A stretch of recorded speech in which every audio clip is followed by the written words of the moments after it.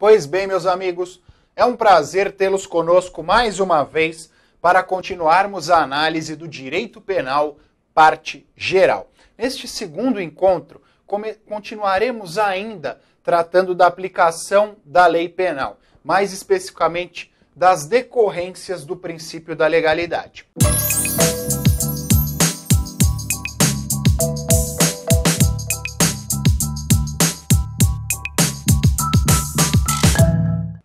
Nós terminamos o nosso último encontro falando sobre o princípio da legalidade, da necessária existência por completo da lei penal. Ou seja, uma lei penal, determinada lei que criminalize uma conduta, deve apresentar todos os seus elementos. E, diante desta afirmação, qual é o cabimento das leis penais ou das normas penais em branco?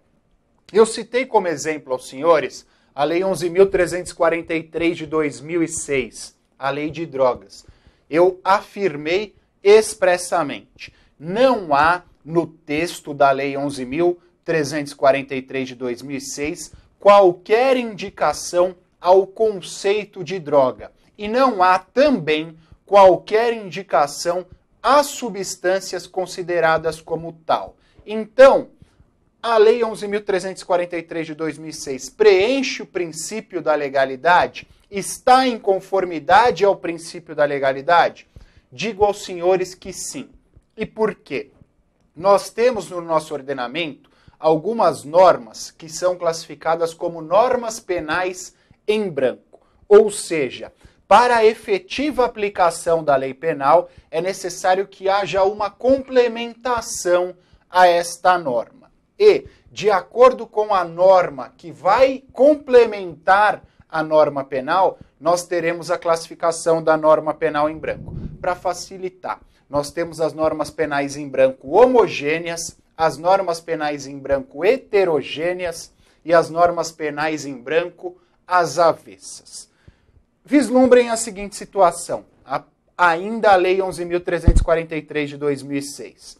Trata-se de lei ordinária. É uma lei penal especial e a sua natureza jurídica é de lei ordinária. O conceito de droga, ou quais substâncias são consideradas drogas, será extraído de onde? Já disse a vocês na aula passada. Será extraído da Portaria 344 de 98 da Anvisa.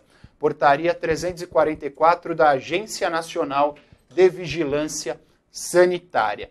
Há nesta portaria um rol de todas as substâncias que são consideradas drogas. Pergunto a vocês, Lei 11.343 de 2006, Lei Ordinária, Portaria da Anvisa, norma administrativa, hierarquicamente, em termos de natureza jurídica, as duas estão no mesmo patamar? Por óbvio, não. Uma é lei ordinária e a outra é norma administrativa. Lembrem daquela pirâmide de Kelsen que vocês aprenderam nos primeiros dias dos bancos acadêmicos. No topo está a Constituição Federal, abaixo nós temos as leis complementares, abaixo as leis ordinárias e lá na base da pirâmide todas as outras normas. A lei ordinária está aqui, a norma administrativa está aqui, hierarquia diversa. Nós temos, portanto, uma norma penal em branco heterogênea. Então, a norma penal em branco será heterogênea quando a norma que complementa a lei penal tiver hierarquia diversa. Quando a hierarquia for diversa, norma penal em branco heterogênea. Normas penais em branco homogêneas. Supondo que nós temos no Código Penal uma norma que diz o seguinte, supondo, contrair casamento por quem já é casado. Trata-se do crime de bigamia disposto no artigo 235 do Código Penal. Pergunto a vocês, o Código Penal explica ou explicita quem é casado? Não. Por óbvio, o conceito de casamento e a indicação dos elementos relativos ao casamento estão dispostos no Código Civil. Então, para que haja efetiva aplicação da norma disposta no artigo 235 do Código Penal, é necessário que se leve em consideração disposições do Código Civil. Pergunto a você, amigão, pergunto a você, minha querida, qual a natureza jurídica do Código Penal? Lei ordinária. Qual a natureza do Código Civil que vai complementá-lo? Lei ordinária. Estão os dois no mesmo patamar, as duas legislações têm a mesma natureza jurídica. Portanto, a complementação se dará por uma norma da mesma hierarquia. Temos uma norma penal em branco homogênea, as duas da mesma hierarquia. E por último, nós temos as normas penais em branco às avessas. Todos os senhores, todas as senhoras, sabem que o Código Penal é dividido em preceito penal secundário e preceito penal secundário. Como assim? A partir do artigo 121 do Código Penal, nós temos a sua parte especial.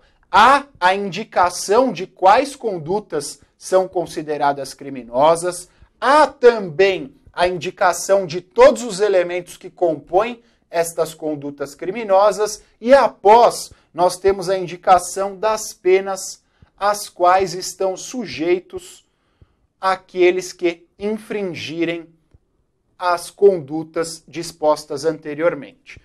Facilitando, artigo 121 do Código Penal, caput, matar alguém, pena de 6 a 20 anos. O preceito penal primário corresponde ao artigo 121, corresponde à conduta, matar alguém. Ao passo que o preceito penal secundário corresponde à pena de 6 a 20 anos. E nós teremos uma norma penal em branco às avessas quando não houver indicação da pena, quando não houver indicação do preceito penal secundário.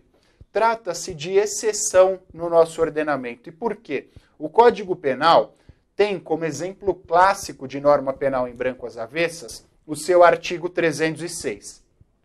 Se os senhores fizerem a leitura do artigo 306, vão perceber o seguinte: há no preceito penal primário o crime de uso de documento falso, a indicação da conduta e dos seus elementos, e quando nós fizermos a leitura da pena, não há a indicação de qualquer quantidade de pena. Há somente a remissão a outros tipos penais. Então a pena está em branco. É necessário que se leve em consideração a pena de outros crimes. Então, norma penal em branco às avessas.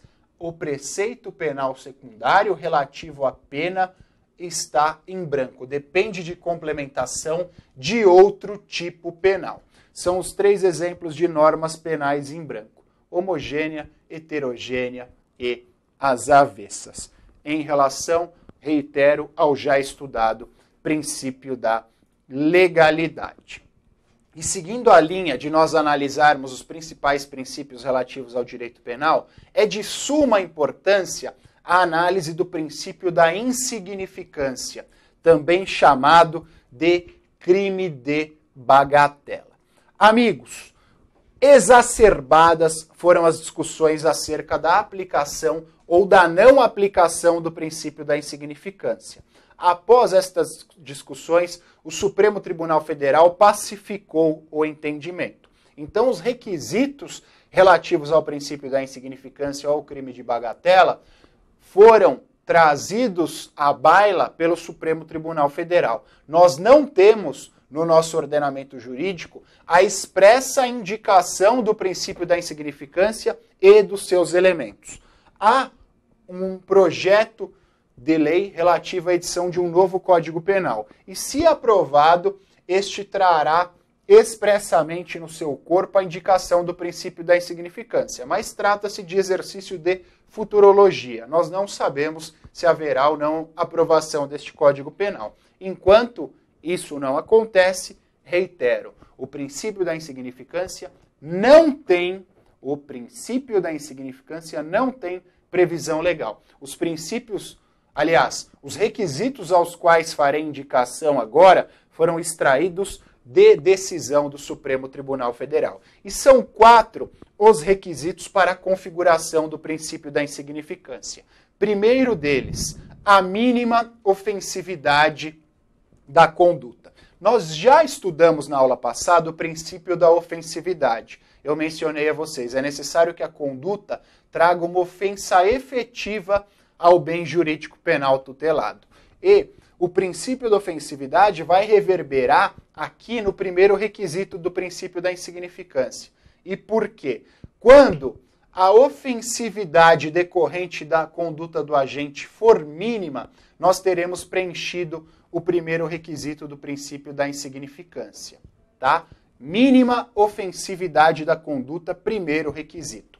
Segundo requisito, nenhuma periculosidade social da ação. Um dos principais fundamentos do direito penal é a manutenção da vida em sociedade. Os mais modernos dizem, é a tutela dos bens jurídicos penais essenciais à manutenção da vida em sociedade. Mas mesmo assim, permanece o segundo entendimento. O direito penal visa a manutenção da vida em sociedade. E quando uma conduta trouxer ou não trouxer nenhuma periculosidade social, quando a ação não trouxer periculosidade social, nós teremos configurado o segundo requisito do princípio da insignificância. Terceiro requisito diz respeito ao reduzidíssimo grau de reprovabilidade do comportamento. Significa o seguinte: naquelas circunstâncias, qualquer pessoa seria capaz da prática daquela conduta. Então não há uma reprovabilidade efetiva àquele comportamento. É quase que uma decorrência natural daquela situação. Como exemplo deste requisito, nós podemos mencionar a mãe que está desempregada, vivendo em situação de pobreza, e vai até um supermercado e subtrai e furta uma lata de leite em pó para fazer a mamadeirinha do seu filho. Ela não tinha R$2 na carteira para comprar aquela lata, só lhe restou esta opção. Ela vai lá e subtrai a lata. Nesta circunstância, todos nós, independentemente de qualquer outra influência, acabamos nos solidarizando à situação daquela mãe. Então há um reduzidíssimo grau de reprovabilidade daquele comportamento. E o último requisito do princípio da insignificância é a inexpressividade da lesão jurídica provocada.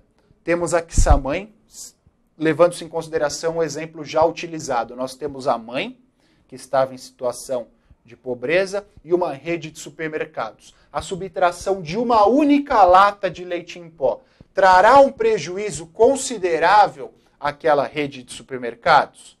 Feita uma análise objetiva, por óbvio, não trará.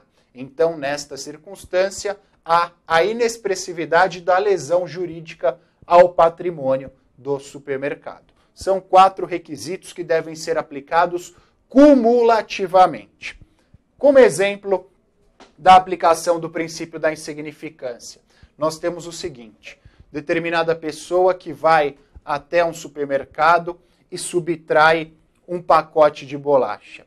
Naquela circunstância, há aplicação do princípio da insignificância ou não há? Por óbvio, haverá. Quando for praticado o furto, supondo que a pessoa roube, através da violência ou da grave ameaça, subtraia o mesmo pacote de bolacha. Nesta circunstância, não haverá aplicação do princípio da insignificância. E por quê? Há uma lesão efetiva ao bem jurídico penal tutelado, por mais que o valor seja pequeno, não só levaremos em consideração a subtração, mas levaremos em consideração também o modo e o meio utilizado para a realização da subtração. E para a configuração ou para a não configuração do princípio da insignificância, nós levaremos em conta não somente o valor econômico, o valor financeiro do bem subtraído, mas também o valor sentimental. Citam como exemplo, supondo que determinado sujeito ingressa em uma residência para realizar o crime de furto. Não havia ninguém na residência, ele pulou o muro para realizar o crime de furto. E não havia nada de valor naquela residência. A única coisa que ele viu, que interessou, foi um porta-retratos, já antigo, já enferrujado, com uma foto amarelada de uma criancinha, uma foto bastante antiga, de um bebezinho na praia de fraldinha. Ele vai lá e subtrai aquele bem e vende no ferro velho por R$2. Nesta circunstância, há insignificância ou não há? Se nós pensarmos única e exclusivamente no valor do bem subtraído, em tese haveria aplicação. Contudo, aquele porta-retratos, aquela foto, era a única lembrança que a dona da casa tinha do seu filho que havia falecido anos antes. Então, nesta circunstância, não tem valor econômico, mas tem valor sentimental. Para muitos, nesta situação, não haverá incidência do princípio da insignificância. Tudo bem, meus amigos? No nosso próximo encontro, começaremos a análise da lei penal no tempo, artigo 2º do saudoso, querido, amado, desejado, contemplado e venerado Código Penal. Prazer inenarrável contar com a participação de vocês. Valeu, abraço, tchau!